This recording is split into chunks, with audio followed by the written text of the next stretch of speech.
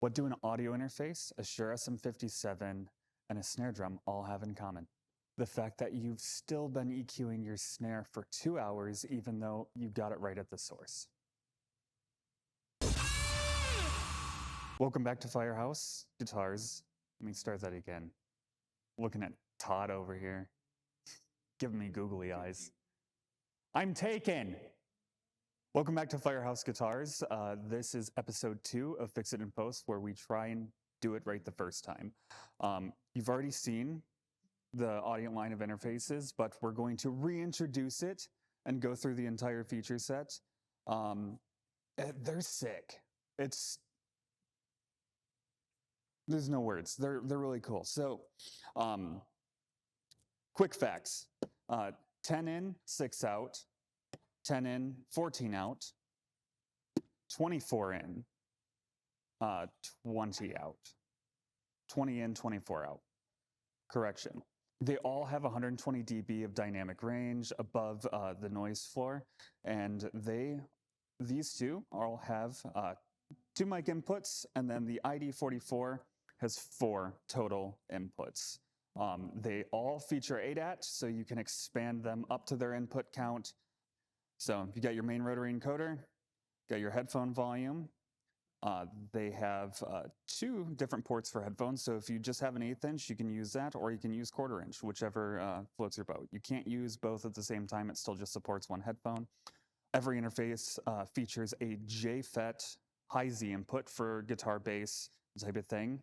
Compared to other high-Z inputs, this thing is going to be a lot better than some of the other interfaces. The JFET is going to more accurately replicate the input stage of a valve amplifier. So in this world where we're using tons of like digital plugins and effects for guitar, it's kind of a no-brainer. On the front, we've got some really, really clicky, very nice switches. We've got your phantom power, got a 10 dB pad if the source is too loud, and then we've got a low cut. A little bit different on these interfaces compared to other interfaces. This is going to be a low cut at 100 Hertz instead of 75 Hertz. Super cool. Looking at the back, there's your ADAT in and out, and then your 2 mic inputs, and you'll notice something kind of funny. Normally, you're used to seeing line outputs and line inputs, and you'd normally use these as your line inputs. They've made it super simple, and they've just made TRS balanced send return for your outboard gear. So you don't have to think about it too hard, and then you have your separate outputs for actually 2 sets of monitors if you want to do that.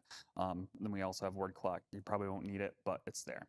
They're all USB-C over USB 2 protocol, which is more than fine for audio.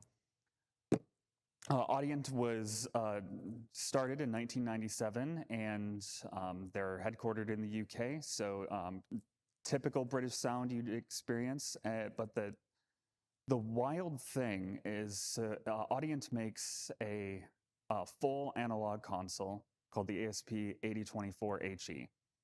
It's $47,000. They use the exact same preamps in these interfaces. $300, $400, $700.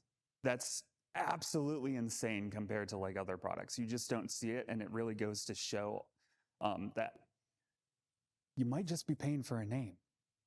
We've all experienced that. Maybe the Apple tax, who knows? But credit to Adam Steele on YouTube.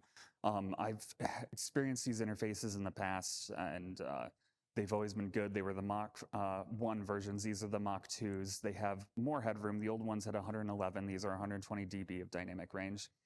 But Adam Steele did a demo, and he had placed some room mics on the back of the room, and